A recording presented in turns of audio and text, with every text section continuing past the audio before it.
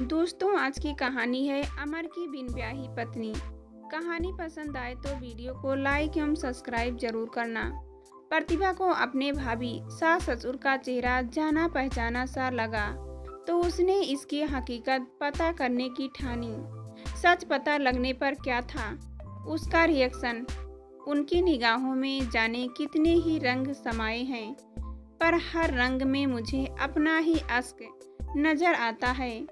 अमर ने एकटक प्रतिभा को देखते हुए कहा तो वह हंस पड़ी। चलो आज तुम्हें अपने पेरेंट्स से मिलवा दूं। अमर ने प्रतिभा का हाथ थामकर फिर से कहा। प्रतिभा खुशी से चीख पड़ी। सच उसके चेहरे पर शर्म की लाली बिखर गई। माहौल में और भी रंग भरते हुए अमर ने कहा, सोचता हूँ लगे हाथ उनसे हमारी शादी का दिन भी तय करवा लूं। प्रतिभा ने हौले से पलके उठाते हुए कहा, सीधे शब्दों में कहो ना कि तुम मुझे प्रोपेज कर रहे हो। कितने निराले अंदाज में तो कभी किसी को प्रोपेज नहीं किया होगा। प्रतिभा की बात सुनकर अमर हंस पड़ा, फिर गंभीर होता हुआ बोला, सच प्रतिभा बहुत प्यार करने लगा हूँ।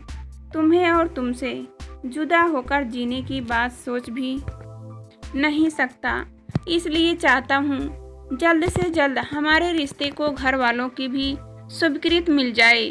जरूर मिल जाएगी स्वीकृति। तुम बताओ कब चलना है?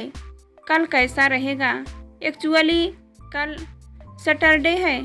सुबह निकलने को तो शाम से पहले ही लखनऊ पहुंच जाएंगे, फिर संडे वापस दिल्ली। Very good.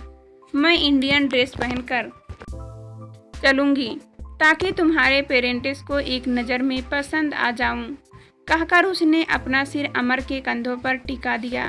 अमर और प्रतिभा एक ही ऑफिस में पिछले 4 साल के साथ काम करते आ रहे थे।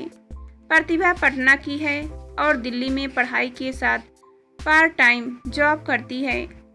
इधर अमर भी लखनऊ से अपने सपनों को पूरा करने दिल्ली आया हुआ है। दोनों इतने दिनों के साथ हैं, एक दूसरे को पसंद भी करते हैं, पर आज पहली दफा अमर ने साफ तौर पर प्रतिभा से दिल की बात कही थी। दोनों के दिल सुनहरे सपनों की दुनिया में खो गए थे। अगले दिन सुबह सुबह ट्रेन थी। प्रतिभा ने एक सुंदर हल्के नीले रंग का फ्रॉक सूट पहना, उस पर गुलाबी रंग का काम किया हुआ दुपट्टा लिया, माथे पर नीले रंग की बिंदी लगाई, होठों पर हल्का गुलाबी लिपस्टिक लगाकर बालों को खुला छोड़ दिए। हाई हील्स पहनकर जब वह अमर के सामने आई तो वह आहें भरते हुए बोला, आज तो महताब जमीन पर उतर आया है, साथ साथ चलोगी रोशनी सारी रात। मिस्टर शायर, आप कहे तो हम प्रस्थान करें, मुस्कुराकर प्रतिभा ने कहा, और दोनों एक दूसरे का हाथ पकड़े आगे बढ़ गए। पूरे रास्ते दोनों भावी जीवन के सपने देखते रहे। घर पहुंचकर अमर ने बेल बजाई तो प्रतिभा का दिल धड़क उठा। वह पहली बार अपनी भाभी सास ससुर से मिलने वाली थी। दरवाजा अमर की मां ने खोला, पीछे से उसके पिता भी आ गए। प्रतिभा ने जल्दी से दुपट्टा सिर पर रखकर सास ससुर के पैर छुए और आशीर्वाद लिया। सास ने उसे गले से लगा लिया और प्यार से अंदर ले आई। इधर प्रतिभा इस बात को लेकर चकित थी कि पहली बार मिलने के बावजूद उसे अमर के माता पिता का चेहरा जाना पहचाना सा लग रहा था। वह असमंजस की स्थिति में थी। थोड़ी देर की बातचीत के बाद आखिरकार उसने अपने मन की बात बोल ही दी। इस पर अमर के पिता एकदम हड़बड़ा से गए, मगर जल्द ही संभलते हुए बोले, देखो होगा बेटी, तुमने कहीं आते जाते। फिर बात बदलते हुए पूछने लगे, तुम पटना में कहाँ रहती हो जी? कंगर बाग में जवाब देकर प्रतिभा ने फिर सवाल किया, पर अंकल आप दोनों तो लखनऊ में रहते हो और मैं दिल्ली में। आप कभी अमर से मिलने दिल्ली आई भी नहीं हो। फिर मैंने दोनों को कहा देखा होगा। अमर की मां ने बात संभालने की कोशिश की और बोली, बेटी एक जैसे चेहरे वाले भी बहुत से लोग होते हैं। वह सब छोड़ और यह बता कि तुझे पसंद क्या है, वही बना देती हूँ। प्रतिभा तुरंत उठ गई और बोली, अरे आंटी आप बैठो, मैं बनाती हूँ ना। इसके बाद प्रतिभा ने कोई सवाल नहीं किया। खाते पीते और बातें करते कब रात हो गई पता ही नहीं चला। सास ने प्रतिभा को अपने कमरे में सोने के लिए बुला लिया। प्रतिभा ने टेबल पर रखी तस्वीरें देखते हुए पूछा, आंटी जी अपनी पुरानी तस्वीरें दिखाइए ना, और आप दोनों की शादी की तस्वीर भी।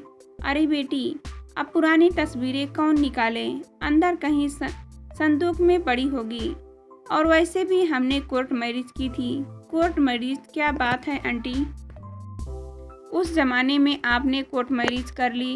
अब चलो सो जा प्रतिभा, पुरानी बातें याद करने से क्या फायदा, कहकर सास करवट बदल कर सो गई। इधर प्रतिभा सोच में डूबी रही। अगले दिन दोनों दिल्ली के लिए वापस रवाना हो गए। प्रतिभा के मन में अभी भी कुछ उलझने थी, मगर अब बहुत खुश था। प्रतिभा को लेकर उसके माँ बाप का रिस्पॉन्स पॉजिटिव जो था। प्रतिभा ने अपने मन की बात अमर को नहीं बताई। वह उसकी खुशी में कोई बाधा पहुंचाना जो नहीं चाहती थी। दिल्ली पहुंचकर प्रतिभा ने नेट पर खोज खबर निकालने की कोशिश की, मगर कुछ पता नहीं चला। फिर उसने अमर के माँ बाप के साथ अपनी फोटो अपने पेरेंट्स को शेयर की और लिखा, यह फोटो मेरे सबसे अच्छे दोस्त के मम्मी पापा की है। उनसे पहली बार मिलने के बावजूद उनका चेहरा जाना पहचाना सा लगा। क्या आप उन्हें पहचानते हैं? प्रतिभा के पिता ने जवाब दिया, चेहरे पहचाने से लगते हैं, पर याद नहीं आता कि कौन है। जवाब पढ़कर प्रतिभा चुप रह गई। धीरे धीरे यह बात उसके दिलो दिमाग से उतरती गई। कुछ दिन बाद गर्मी की छुट्टियों में प्रतिभा ने अपने घर पटना जाने की तैयारियां शुरू कर दी। पटना जाने को लेकर वह उत्साहित थी, मगर अमर से बिछड़ने के एहसास से मन भारी हो रहा था। किसी तरह अमर से विदा लेकर वह ट्रेन में बैठ गई। सारे रास्ते वह अमर और अपने रिश्ते को लेकर सोचती रही। अब यह अमर के बिना जीने की कल्पना भी नहीं कर सकती थी। पिछले कुछ दिनों में अमर उसके दिल के बहुत करीब आ गया था। पटना एक जंक्शन और उतरते ही उसका दिमाग दिल्ली के ग्वालियरों को भूलकर पटना की सड़क पर आ टिका। अपने घर के आगे रुकते ही पुराना समय आंखों के आगे नाचने लगा। जब स्कूल में पढ़ने वाली प्रतिभा अपने घर आंगन को गुलजार रखती थी, वह मम्मी पापा की इकलौती लाडली बिटिया थी। दरवाजा खोलते ही माँ ने उसे गले से लगा लिया। अपने कमरे का दरवाजा खोलते ही पुरानी यादों के साए पर फिर से उसके मन को छूने लगे। बैग एक कोने में पटक कर वह बिस्तर पर लुढ़क गई। 2 दिन प्रतिभा ने जमकर आराम किया और मम्मी पापा को अपनी नई जिंदगी से जुड़े किस्से सुनाए। तीसरे दिन वह थोड़ी एक्टिव हुई और घर की सफाई करने लगी। सफाई के दौरान उसे जाले लगी एक पुरानी तस्वीर दिखी। तस्वीर करीब 30-35 साल पहले की थी, जब उसके मम्मी पापा कॉलेज में थे। जाले पोंछकर प्रतिभा ध्यान से तस्वीर देखने लगी कि अचानक उसे तस्वीर में अमर के पिता दिखाई दिए। हालांकि वे काफी बदले हुए नजर आ रहे थे, मगर वह उनका चेहरा एक नज़र में ही पहचान गई थी। बगल में ही उसे अमर की माँ भी दिख गई। प्रतिभा को अब सारी बात समझ आने लगी थी कि क्यों उसे उस दिनों से चेहरे जाने पहचाने लग रहे थे। बचपन में उसने कई बार वह फोटो बहुत ध्यान से देखी थी, पर उसे अब तक यह समझ नहीं आया था कि उसके मम्मी पापा ने अमर के पेरेंट्स की फोटो पहचाननी क्यों नहीं, जबकि वे कॉलेज में साथ थे।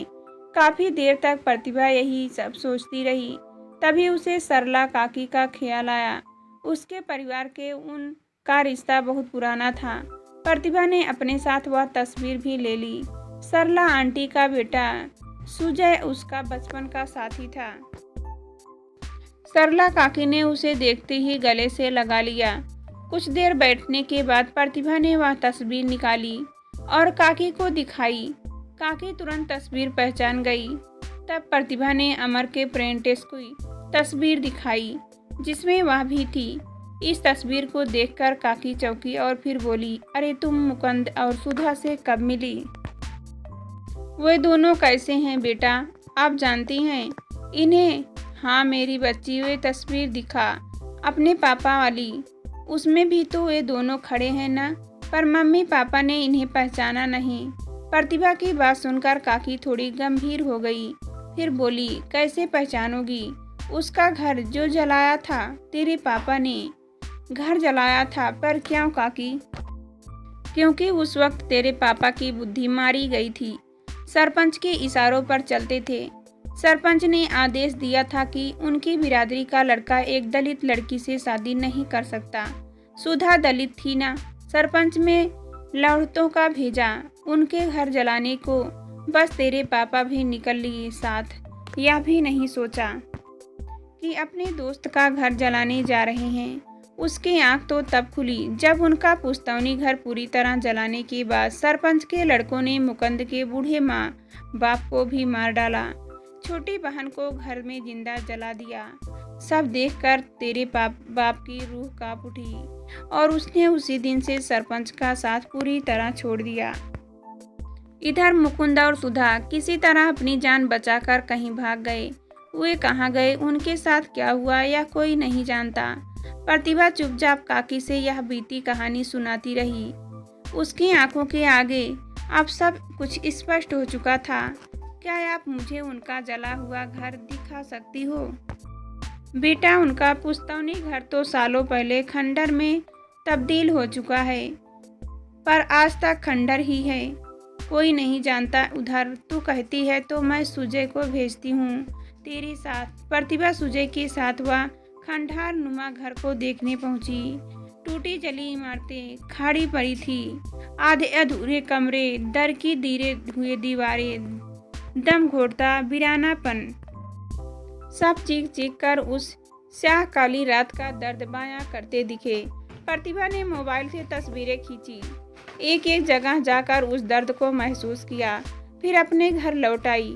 दिल्ली आकर वह अमर के पिता से मिली और भरी आंखों से उन्हें धन्यवाद कहा तो उन्होंने चौंकते हुए प्रतिभा की ओर देखा। प्रतिभा ने कहा, अंकल, मैं पटना के कंकड़ बाग में उसी मोहल्ले में रहती हूँ जहाँ कभी आप दोनों में इतनी मुसीबतें आने के बाद भी आपने आंटी का साथ नहीं छोड़ा, अपने प्यार को निभाया, इतने हिम्मत दिखाई। You are great uncle. उसकी बातें सुनकर अमर के पिता की आंखें भर आई। वे समझ गए थे